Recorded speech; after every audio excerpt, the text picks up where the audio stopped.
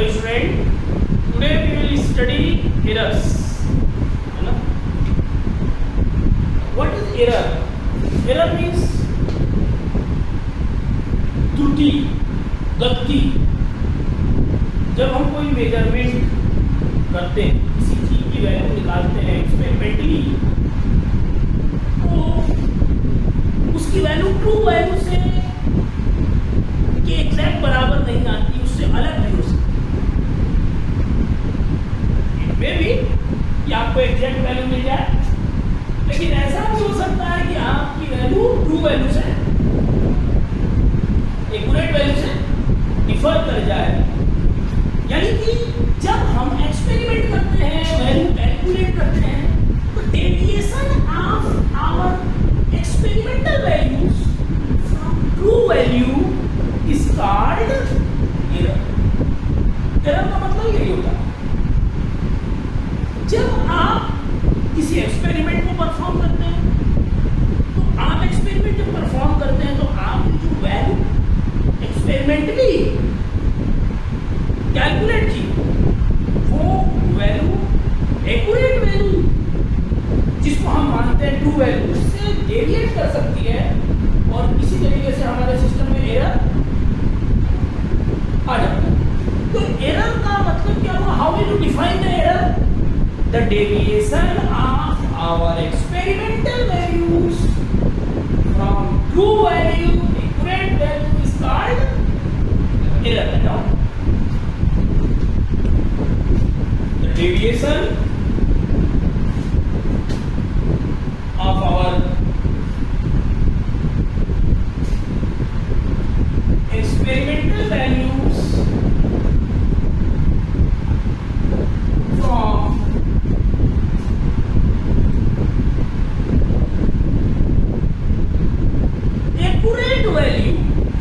accurate value,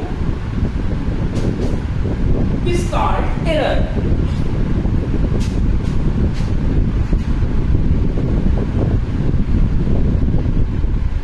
Getting my point? अब समझना है कि एरर इंट्रोड्यूस होती कैसे सिस्टम में। हम कोई एक्सपेरिमेंट कर रहे हैं, तो एरर किस तरीके से हमारे सिस्टम में इंट्रोड्यूस हो रही है, on the basis of that error can be classified, not on the basis of measurement. Measurement के बेसिस पे एरर का क्लासिफिकेशन अलग है, लेकिन how the error is introduced in our result,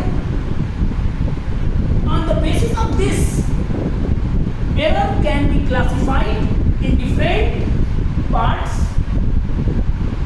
We will study that first. Getting my point? How? What are the methods? What are the types by which error can be introduced in our result? Getting my point? Write down. On the basis of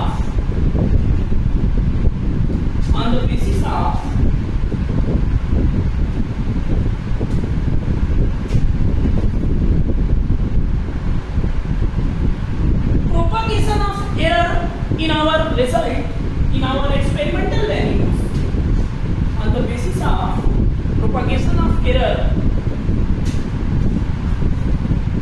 in our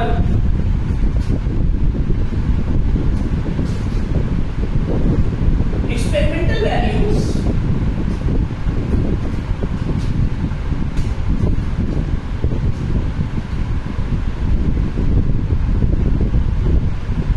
it can be classified as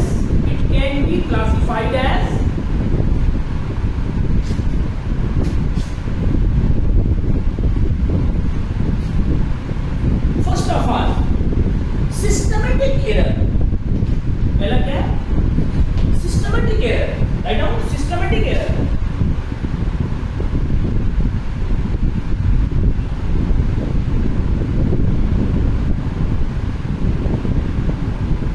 देखिए actual में systematic error क्या है? Systematic error में क्या क्या चीजें आती हैं? वो पर्सन जो एक्सपेरिमेंट कर रहा है, वो भी एक सिस्टम का पार्ट है। जिस इंस्ट्रूमेंट से आप मेजर कर रहे हैं, वो भी सिस्टम का पार्ट है, और जिस इन्वायरमेंट में आप मेजरमेंट कर रहे हैं, वो भी सिस्टम का पार्ट है। तो एक्चुअल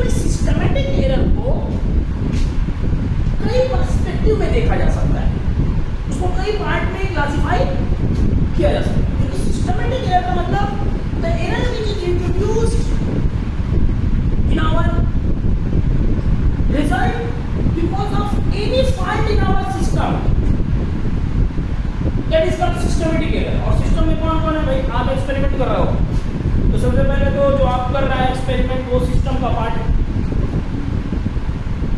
आप जिस इंस्ट्रूमेंट से कर रहे हो that is a part of the system, और जिस इन्वायरमेंट में आप एक्सपेरिमेंट कर रहे हो that is a part of the system. तो एक्चुअल में सिस्टमेटिक एरर, तो ये सारी चीजें इन्वॉल्व होती हैं। तो write down in systematic error में लिखिए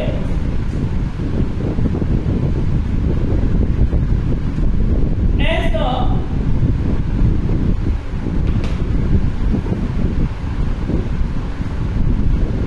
person performing the experiment,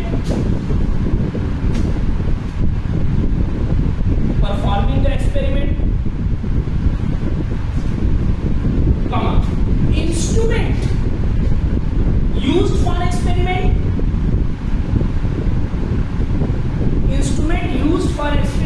experiment,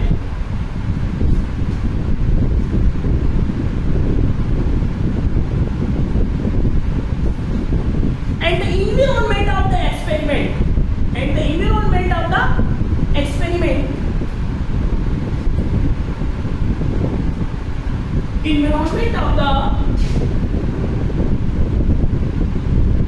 of the experiment, all of the parts of system,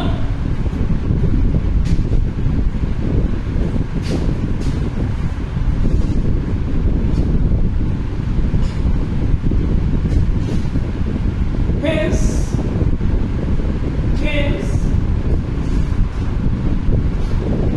systematic error can be categorized as, systematic error can be classified as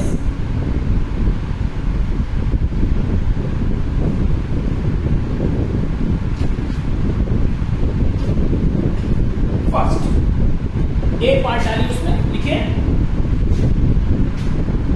instrumental error,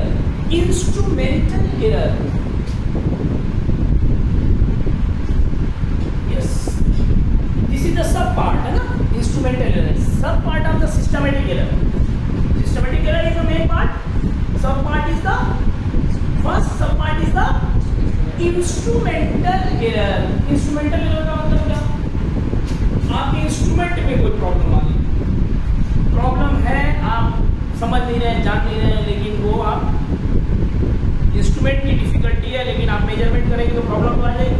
तो वो error क्यों introduce हो रही है, because the defect in our instrument, जिस instrument से आप नाप रहे हैं, स्क्रू गाज का यूज कर रहे हैं, वर्नियर कैलिपर्स का यूज कर रहे हैं, स्टेरोमीटर का यूज कर रहे हैं, जिस इंस्ट्रूमेंट का यूज कर रहे हैं मेजरमेंट के लिए, उसमें इंस्ट्रूमेंट ही डिफेक्टिव है मान लीजिए।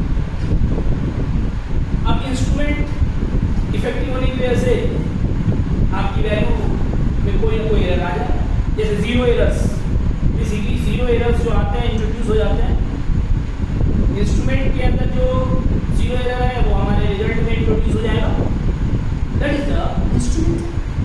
क्या इंस्ट्रूमेंट में कोई डिफेक्ट और कोई है, तो instrumental error is the error introduced because of the defect in our measuring instrument, right now it is the error introduced because of the defect in instruments.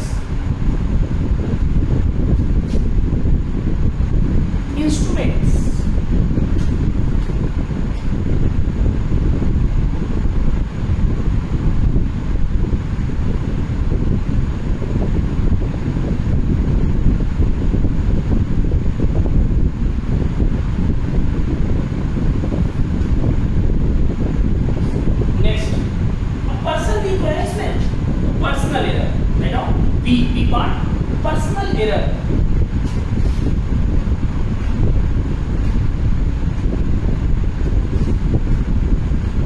Person के वजह से, ड्यू टू द पर्सन के कारण, person की वजह से जो introduce हो जाती है एरर, वो पर्सनल एरर है ना। जैसे मान लीजिए बहुत से लोगों की आदत होती है, वो किसी रीडिंग को पढ़ते हैं और उधर तिरछा करके मुंह तिरछा करके पढ़ते हैं, हेड ऐसे टिल्टेड, क्या लिखा है भाई ऐसे पढ़ते हैं। इस तरीके से पढ़ने से, जैसे मान लीजिए आपको जीरो रीडिंग को चेक करना है, तो आपकी जो लाइन ऑफ साइट होनी चाहिए, ये आई की लाइन ऑफ साइट कॉन्साइड करनी चाहिए लाइन से, ठीक है ना, और आप ऐसे पीछा करके देख रहे हैं ऐसे, तो उसमें आपको एग्जैक्ट दो रीडिंग कॉन्साइड करती हुई गलत दिखाई दी। तो पर्सनल एरर का मतलब पर्सन की हैबिट कुछ ऐसी, पर्सन की ये प्रॉब्लम थी जिसकी वजह से एरर इंट्रोड्यूस हो गई, that is called personal error. Getting my point right now? It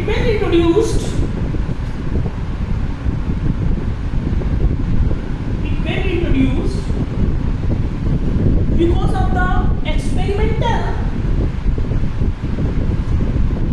himself, because of the experimenter himself, मतलब एक्सपेरिमेंटर की कुछ ऐसी हैबिट है, कुछ ऐसी प्रॉब्लम है जिसकी वजह से सिस्टम में एरर इंट्रोड्यूस हो जा रही है। फॉर एग्जाम्पल मैंने बताया अभी ना, आप जब भी रीडिंग विद अ टिल्टेड नेक, ऐसे कितने लोग ऐसे देखते हैं, ऐसे सीधे किसी को रीडिंग को मेजर करना है, कॉन्साइडिंग पॉइंट देखना है, तो एक काम इसको कॉन्साइड कर रहा है, सीधे देखिएगा, है ना, ऐसे वैसे वैसे देखेंगे तो गलत हो सकता है, ठीक है ना। राइट, और नेक्स्ट क्या है?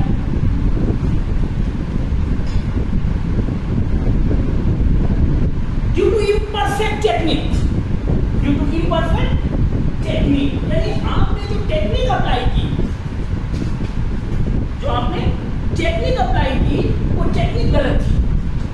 जैसे आपने टाइम पीरियड निकालना है, सिंपल पेंडुलम का टाइम पीरियड अगर निकालना है तो आपने सस्पेंड कर दिया,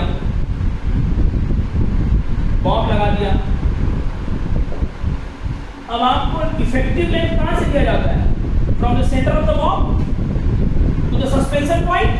अब आपने एल लंबाई यहीं से मेजर कर ली, बस यहाँ तक आपने एल लंबाई मेजर कर ली, और आपने इसको ऐड नहीं किया एल इफेक्टिव निकालने के लिए, तो इम्परफेक्ट है। आपने अप्लाई किया लेंथ का जो टेक्निक दिया गया था कि always take the distance from suspension point to the centre of the bob, आपने वो नहीं किया, आपने बस थ्रेड को मेजर करके एक्सपेरिमेंट शुरू कर दिया, because of the imperfect technique, right now, because of the imperfect technique.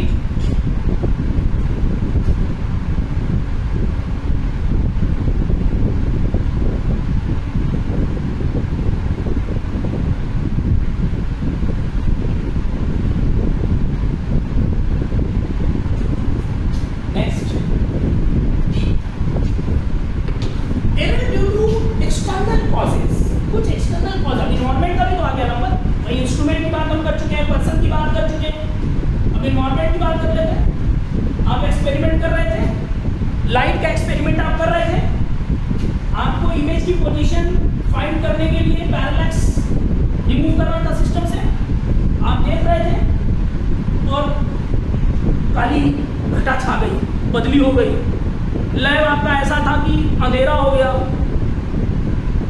Light की प्रॉपर फैसिलिटी नहीं मिली आपको, अब आप एक्सपेरिमेंट कर रहे हैं, पैरेलल टूट कर रहे हैं, पता चला इमेज की पोजीशन कहीं और की मिल गई कहीं और, इन्वायरमेंट ने आपको इन्वायरमेंटल फैक्टर्स भी, एक्सटर्नल कॉजेज भी होते हैं। अब आप ओम्स लॉ का एक्सपेरिमेंट कर रहे हैं रेजिस्टेंस कैलकुलेट करने के लिए, आपने जहां ओम्स लॉ का ऑपरेटर रखा है, डायरेक्ट सनलाइट वहीं पड़ रही थी, आपने एक्सपेरिमेंट लगा के बाहर लगा के चले गए, इधर थोड़ा बनाए बड़ा वायर हीट हो गया है,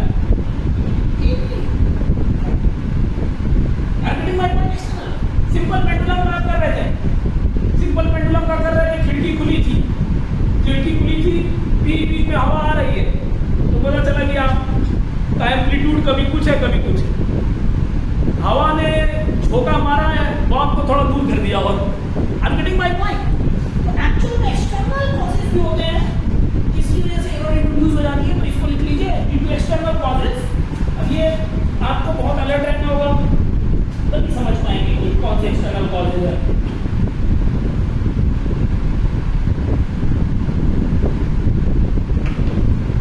सेकेंड पार्ट रैंडम एरर, देखिए रैंडम, ये लीस्ट काउंट का एरर जो है वो इंस्ट्रूमेंटल एरर में अलग से भी लिख लीजिए इसको, लीस्ट काउंट एरर, ये भी इसी में आ जाएगा सिस्टमेटिक एरर में, क्योंकि जहाँ इंस्ट्रूमेंट है अगर लीस्ट काउंट उसका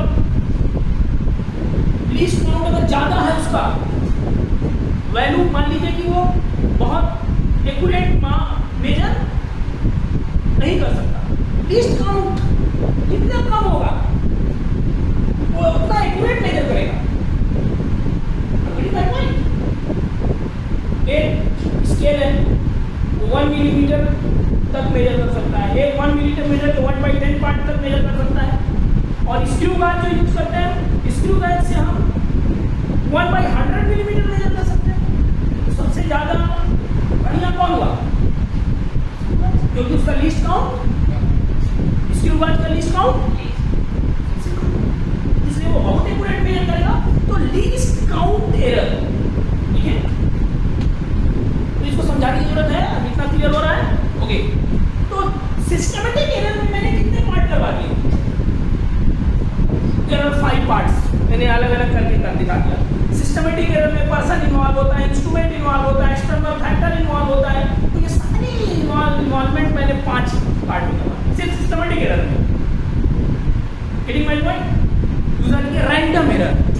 अब ये सेकेंड पार्ट है, major part, random error.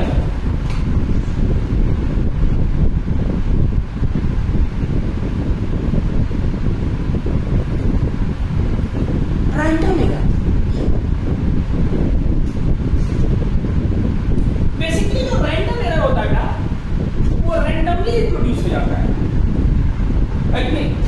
Random error system में रैंडमली इंट्रोड्यूस हो जाता है, आपको पता नहीं चलेगा इंट्रोड्यूस हो गया रैंडम एरर। अब गेटिंग माय पॉइंट? आपको हवा नहीं लगी कि कहां से ये एरर आया, आप सोच रहे हैं बहुत सही एक्सपेरिमेंट कर रहे हैं, रैंडम एरर आ गया। तो रैंडम एरर का कॉज पता नहीं रहता है, सबसे बड़ी प्रॉब्लम ये है। रैंडम एरर का कॉज हमें पता नहीं रहता है। तो रैंडम एरर को एलिमिनेट करने का सिर्फ और सिर्फ एक ही रास्ता होता है, आप एक्सपेरिमेंट को बार बार रिपीट करो। कोई एक्सपेरिमेंट 3 बार करिए, 4 बार करिए, 5 बार करिए, जितनी बार आप करेंगे पॉसिबिलिटी ऑफ एरर उतनी रिड्यूस हो जाएगी। I'm getting my point? तो random error is introduce randomly, unknown होता है ये, पता ही नहीं चलता कहां से आ गए। आप कर रहे हैं एक्सपेरिमेंट, आपके हिसाब से एकदम सही चल रहा है सब कुछ, लेकिन रैंडमली कुछ ऐसा हुआ सिस्टम में। खाली का एग्जांपल, आपको एग्जांपल देता हूं। आप फिजिकल बैलेंस या केमिकल बैलेंस से कुछ मेजर कर रहे हैं, पता चला कि वहीं से लैब आपका हाईवे के किनारे है और वहीं से चल रही है बड़ी बड़ी ट्रेलर और बड़े बड़े ट्रक, तो एकदम बस जस्ट बगल में अगर वाइब्रेशन हो रहा है और वाइब्रेशन आपके सिस्टम पे पड़ रहा है और उसकी वजह से आपके में कुछ ना कुछ एरर इंट्रोड्यूस, आपके रिजल्ट में कुछ ना कुछ एरर इंट्रोड्यूस हो जा रही है। रैंडम एरर, आपको पता ही नहीं है कि कहां से एरर आ रही है। आप करंट का एक्सपेरिमेंट कर रहे हैं और वोल्टेज जो सप्लाई जहां से आ रही है, करंट में फ्लक्चुएशन हुआ, फ्लक्चुएशन हो रहा है, आपका जो रिजल्ट है वो अफेक्टेड हो गया, आपको पता ही नहीं चला। कोई करंट को नहीं ना देख रहे हो तुम, वो तो भेज रहा है अपना। पता चला कि उस टाइम जब आप एक्सपेरिमेंट कर रहे थे बहुत ज़्यादा फ्लक्चुएशन हो रहा था, 220 से सीधे 380 चला जा रहा है, समझ रहे हो? तो इस तरीके से फ्लक्चुएशन हो रहा है और आप एक्सपेरिमेंट कर रहे हैं, आपको पता नहीं चल रहा है, लेकिन रैंडमली सिस्टम में एरर इंट्रोड्यूस, रैंडमली हमारे एक्सपेरिमेंट में एरर इंट्रोड्यूस हो जाएगा। इसको कहते हैं रैंडम एरर। क्या कहते हैं? रैंडम एरर का क्योंकि कॉज ही नहीं पता रहता है क्यों इंट्रोड्यूस हुई, इसलिए रैंडम एरर को एलिमिनेट करने का एक ही तरीका होता है। क्या होता है? Good, repeat the experiment again and again. बार बार आप एक्सपेरिमेंट को रिपीट करिए, बार बार आप एक्सपेरिमेंट को रिपीट करिए। जितनी बार एक्सपेरिमेंट रिपीट करेंगे आपका मेजरमेंट उतना एक्यूरेट होता जाएगा। Are you getting my point? At all random error, it is introduced in our result randomly, it is introduced in our result randomly, thus the cause of the error is not known. भाई zero error तो पहले से आपको पता रहता है, यहाँ instrument में जीरो एरर इतना आ रहा है, लेकिन random error, the cause of the error is not known.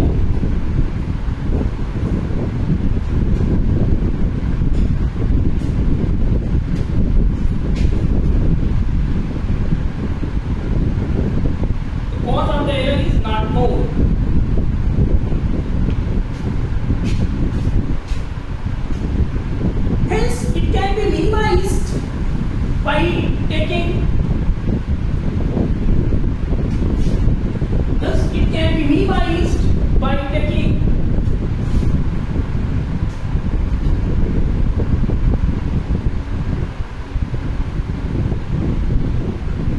several results, or ऐसे लिख लीजिए, by repeating the experiment again and again, by repeating the experiment again and again.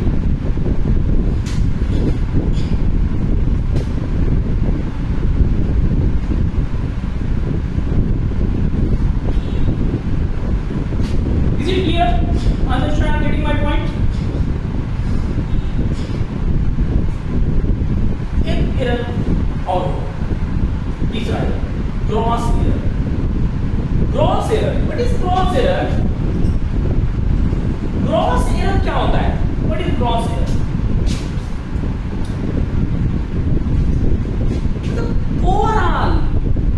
Overall error. Gross कहते हैं gross salary. I am getting my point. मतलब overall total, मतलब हर तरीके की error introduce होने का असल रीजन क्या है जानते हैं आप? किसी भी तरीके की एरर आपके सिस्टम में इंट्रोड्यूस हो रही है, उसका रीजन क्या है बता सकते हैं? आपके सिस्टम में किसी भी तरह की एरर इंट्रोड्यूस हो रही है, उसका रीजन सिर्फ आपकी केयरलेसनेस है. अगर आप केयरफुल रहेंगे तो कोई भी एरर इंट्रोड्यूस, आप केयरफुल रहेंगे तो कोई भी एरर इंट्रोड्यूस होने नहीं पाएगी. तो एक्चुअल में ग्रॉस एरर का मतलब होता है all the errors which are introduced in our result known as gross. अपने केयरलेसनेस की वजह से आपने जितनी भी एरर इंट्रोड्यूस कर दी एज अ होल, उसको क्या कहते हैं? Gross error. आप केयरलेस हैं, एक्सपेरिमेंट कर रहे हैं, आप केयरलेस हैं. Getting my point? उस टाइम जो एरर इंट्रोड्यूस हो गई वो क्या होगी? Gross error. किसी भी तरीके का केयरलेसनेस आप दिखा रहे हैं. मान लीजिए आप करंट का एक्सपेरिमेंट कर रहे हैं और आपने एक बार रीडिंग ली, करंट फ्लो कर रही थी रेजिस्टेंस में, आपने रीडिंग ली. रीडिंग लेने के बाद आप लगे उसको टेबल पे लिखने और सब टाइम लगा दिया, पता चला करंट फ्लो कर रही थी और रेजिस्टेंस हीट हो गया. रेजिस्टेंस में करंट फ्लो करेगी तो इट विल बी हीटेड. गर्म हो जाएगा तो उसके रेजिस्टेंस की वैल्यू रैंडमली चेंज हो जाएगी, बढ़ जाएगी अगर कंडक्टर है. Are you getting my point? तो उसकी वैल्यू एग्जैक्ट जिस टेम्परेचर पे आपको निकालनी है, इन्वायरमेंट के टेम्परेचर उस टाइम, उस पर नहीं निकल पाएगी, क्योंकि आपने उसको ऑन करने के बाद रीडिंग ली, रीडिंग करने के बाद लिखना शुरू कर दिया और उसमें इतना टाइम लगा दिया कि उसमें इतनी करंट फ्लो कर गई कि पता चला कि उसको छूने लायक नहीं रहा हो. टच करिएगा तो जल जाएगा, इतना गर्म हो गया. लेकिन आपको मालूम नहीं, केयरलेस है. आपको करना क्या चाहिए? केयरफुली एक बार आपने रीडिंग ली, तुरंत स्विच ऑफ करिए, उसके बाद प्रॉपर रीडिंग वगैरह लिखिए, फिर उसके बाद नॉर्मल टेम्परेचर पे फिर वो वायर होगा, फिर ऑन करिए, फिर एक्सपेरिमेंट करिए, तो आपको रिजल्ट सही मिलेगा. लेकिन आप केयरलेस. तो एक्चुअली मेरे कहने का ये मतलब है कि केयरलेसनेस की वजह से एक्सपेरिमेंट में जिस भी टाइप की एरर होती है उसको ग्रॉस एरर कहते हैं. Getting my point? लिख लिया आपने? All the error introduced because of the carelessness of the experimenter. All the errors introduced because of the carelessness of experimenter.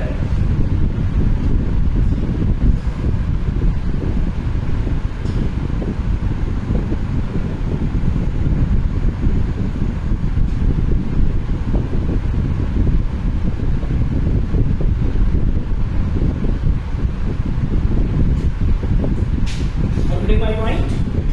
Okay.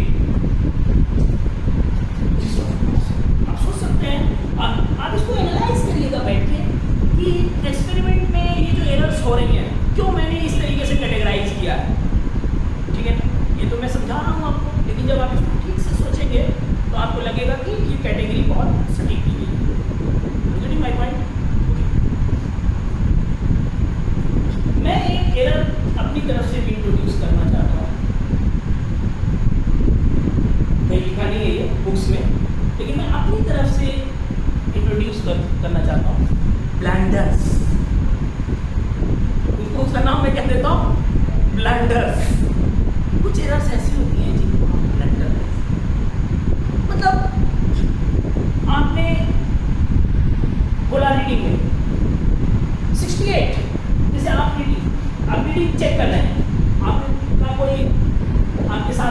Colleague है, वो रीडिंग लिख रहा है, नाउ दिस रीडिंग इज 68 और वो केयरलेसली रैंडम मतलब किसी तरीके के चीज़ों में गुम था, उस टाइम उसने 68 लिखने के बजाय 86 लिख दिया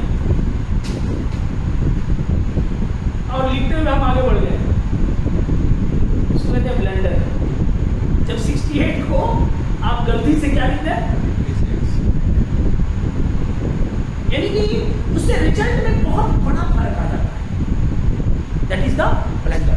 तो ब्लंडर बेसिकली पर्सनल के ही केयरलेसनेस की वजह से ही आता है एक्चुअल में देखा जाए, लेकिन ब्लंडर की कैटेगरी अलग इसलिए होनी चाहिए कि ब्लंडर से रिजल्ट पे बहुत बड़ा इफेक्ट पड़ता है, एकदम अर्थ का अनर्थ हो जाता है, थोड़ा बहुत नहीं होता, पूरा पूरा अर्थ का अनर्थ हो जाता है। Are getting my point? These are the blunders and blunder कभी कभी होते हैं और अर्थ को अनर्थ कर देते हैं, ठीक है ना? तो ये जो क्लासिफिकेशन मैंने दिया था आपको, ये क्लासिफिकेशन किस बेसिस पे दिया था मैंने? On the basis of how the errors are introduced in our result. कैसे कैसे एरर हमारे रिजल्ट को अफेक्टेड करती है, on the basis of that.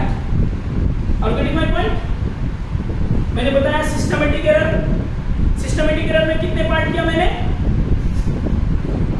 Instrumental error,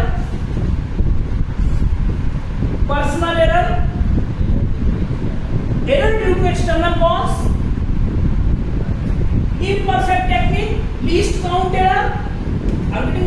फिर मैंने रैंडम एरर बताया, फिर मैंने ग्रॉस एरर बताया, फिर मैंने अपनी तरफ से एक नया इंट्रोड्यूस किया, blunders. Getting my point? Okay, this is all about how the error introduce in our result.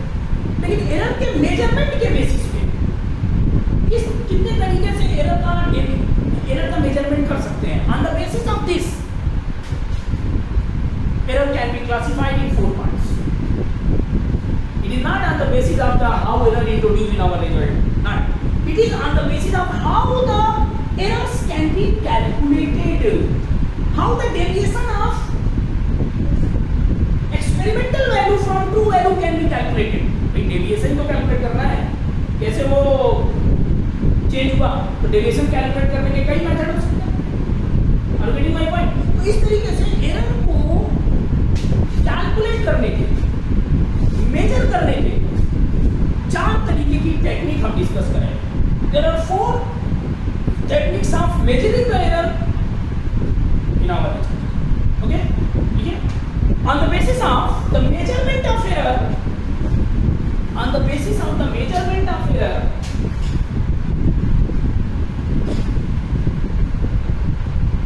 On the basis of the measurement of error,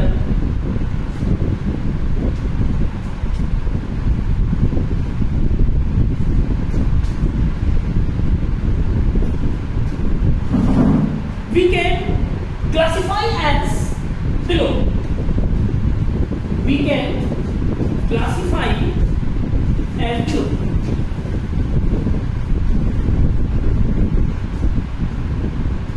First, absolute error.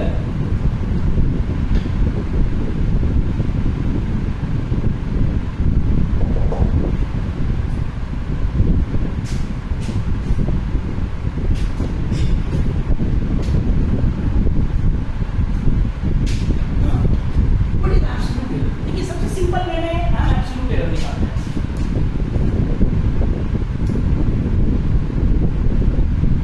The difference of true value and experimental value is called seriously difference ले लेते हैं। आप true value कई बार true value नहीं देता है, उसकी मैं बात समझाता हूँ आपको। ट्रू वैल्यू अगर आपको नहीं मालूम है तो आप किस चीज़ को ट्रू वैल्यू मान सकते हैं, मैं बताऊँगा अभी। तो बेसिकली क्या होता है, सीधे डिफरेंस जब निकाल लिया जाता है ट्रू वैल्यू और एक्सपेरिमेंटल वैल्यू को, तो उसको कहते हैं absolute error. The difference of true value from experimental value is called absolute error. जैसे फॉर एग्जाम्पल कोई एक्सपेरिमेंट आप कर रहे थे, एक छोटा सा एग्जाम्पल देता हूँ। ग्लास का रिफ्रैक्टिव इंडेक्स 2 रिफ्रैक्टिव इंडेक्स मैं मान रहा हूँ 1.5 है। आपने ग्लास का रिफ्रैक्टिव इंडेक्स किसी भी मेथड से निकाला, इसकी वैल्यू आ रही है 1.52। अब ये ट्रू वैल्यू है, ट्रू, और ये एक्सपेरिमेंटल वैल्यू है। आप सीधे सीधे क्या करते हैं, 1.5 माइनस 1.52 इसको कर लेते हैं, तो रिजल्ट कितना आ जाएगा आपका, सीधे सीधे डिफरेंस ले लीजिए, that is minus 0.02। Is it clear? अब ये नेगेटिव में आ गया, तो एब्सोल्यूट एरर पॉजिटिव नेगेटिव दोनों में आ सकता है। अगर यही वैल्यू कम आ जाती है इससे, तो वो क्या हो जाएगा, पॉजिटिव। My point. तो एब्सोल्यूट एरर का मतलब सीधे सीधे आप ट्रू वैल्यू को एक्सपेरिमेंटल वैल्यू से सब्सट्रैक्ट लिखिए। The difference of true value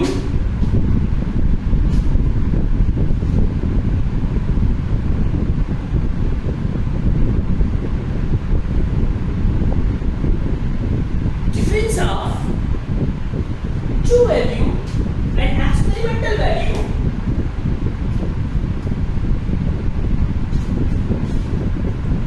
is called absolute error. Is called absolute error.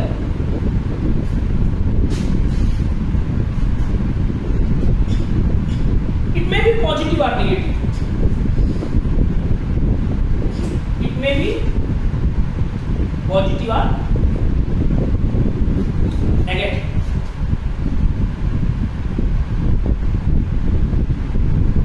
Are you getting my point? Is it clear? Okay. Suppose आपके पास true value A थी. Let us suppose it is true value. कोई भी experiment में ये true value. और आपने experiment किया A1, A2, A3, A4, dash AN. These are the experimental values. ये कौन सी values है? Experimental values. तो आप एब्सोल्यूट एरर, हर एक्सपेरिमेंटल वैल्यू के लिए एक एब्सोल्यूट एरर मिलेगा। Are you getting my point? तो पहला एब्सोल्यूट एरर क्या मिलेगा, delta A1 is equal to A minus A1।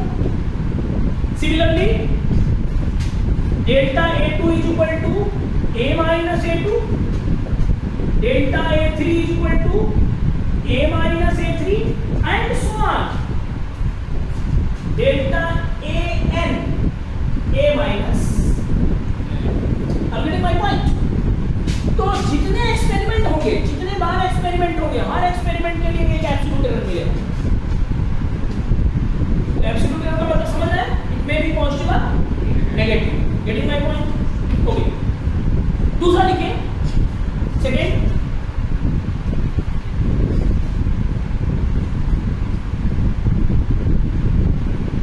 mean absolute error. mean absolute error, जैसे कि नाम से ही क्लियर है कि mean absolute error क्या होना चाहिए, कोई नाम से क्लियर है कि नहीं है? यानी जो absolute error आपने लिया है ना, उन्हीं का क्या कर लो, mean निकाल लो। लेकिन ध्यान रखिएगा, सारे absolute error का मॉड लेना होगा। अगर वो निगेटिव absolute error है तो भी उसको पॉजिटिव करना पड़ेगा, क्योंकि जनरली हम मैक्सिमम परमिसिबल एरर की बात कर रहे हैं अभी, कि मैक्सिमम एरर कितना इंट्रोड्यूस हो सकती है। तो इसलिए हम सबका मॉड लेके, सबको पॉजिटिव बना करके उसका मीन निकालते हैं। Are you getting my point? तो mean absolute error means the mean of the magnitude of all the absolute errors is called mean absolute error. बताओ, आपको ये बात समझ में आ रही कि नहीं, कि मैक्सिमम परमिसिबल एरर निकाल रहे हैं, इसलिए हम नेगेटिव वैल्यूज को उसमें डाल नहीं रहे, वो सबकी वैल्यू को मॉड करके पॉजिटिव कर दे रहे हैं। ठीक है, तो mean of the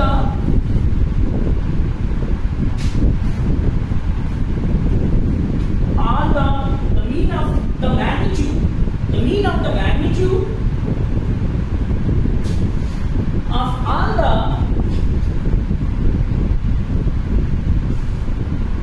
absolute errors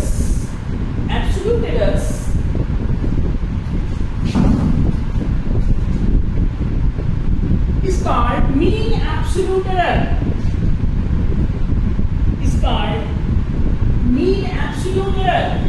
याद कीजिएगा, मीन एब्सोल्यूट एरर निकालना बहुत आसान होता है। जो निगेटिव वैल्यू आ जाएगी, जैसे -0.02 अभी आया था ना, तो उसको भी जब हम मीन कैलकुलेट में यूज करेंगे, मीन में कैलकुलेशन में यूज करेंगे, तो उसको +0.02 लेंगे। और मेरी माय पॉइंट, तो अगर एब्सोल्यूट एरर डेल्टा A1 तो मॉड ले लेंगे इसका, delta A2 mod, delta A3 mod plus and so on delta AN mod divided by total number of terms. This will be called mean absolute error, delta AM. Are you getting my point? Delta A1, delta A2, delta A3, delta A4 dash dash dash delta AM be the absolute errors. Then the mean absolute error will be written in this way. Now let delta A1, delta A2, delta A3, delta A4 dash dash dash delta AM be the absolute errors,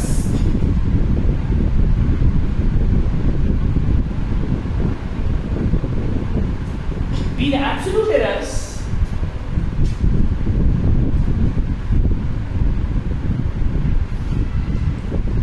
then mean absolute error delta AM is given as, then mean absolute error delta AM is given as, put it down, mean absolute error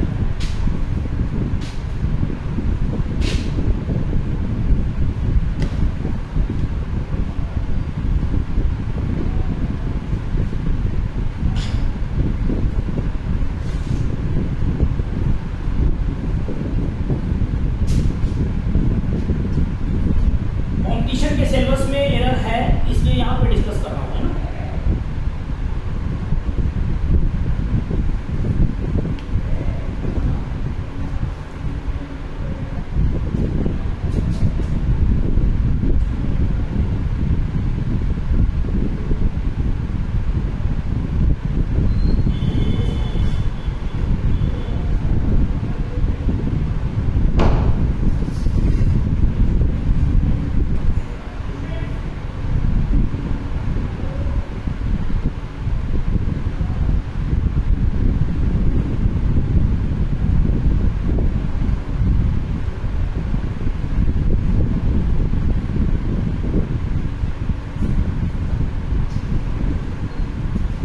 Getting my point? Mean absolute error. Okay. The third is relative error or fractional error. Relative errors or fractional error भी इसको बोल सकते हैं।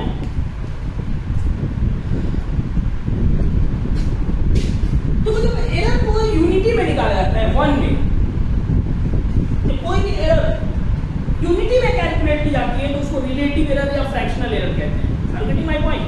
जैसे for example मैंने कहा कि delta AM system के अंदर एरर आई, मतलब हमारे रिजल्ट में एरर आई डेल्टा AM, कब आई? जब ये वैल्यू A थी, A ट्रू वैल्यू होने पे डेल्टा AM एरर आ रही है, तो वैल्यू अगर 1 होती तो एरर कितनी आती? Unity method seriously A true value होने पर डेल्टा AM उसके अंदर है, मीन एब्सोल्यूट एरर आ रही है, एवरेज एरर, तो अगर 1 होती वैल्यू तो कितनी एरर आती? Getting my point? When the error is calculated in unity, 1 में जब एरर को कैलकुलेट किया जाता है तो उसको क्या कहते हैं? रिलेटिव एरर और फ्रैक्शनल एरर। बताओ, when the error is calculated in unity, when the error is calculated in unity, when the error is calculated in unity, then it is called relative or fractional error।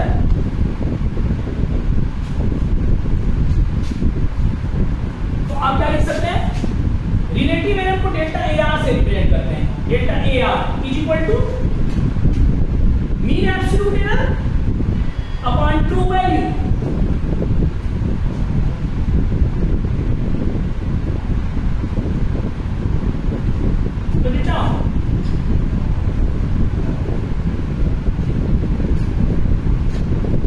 Last जो हमारा measurement का method है, percentage error. Write down percentage error, percentage error.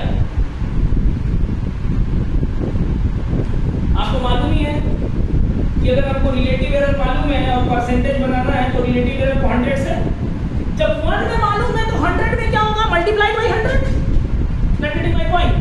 भाई 1 में unity में इतना error आ रहा है और परसेंटेज एरर का मतलब 100 में कैलकुलेट करना, तो 100 से मल्टीप्लाई करिएगा ना। तो percentage error is so simple to calculate. Percentage error can be calculated by multiplying relative error with 100. Put it down.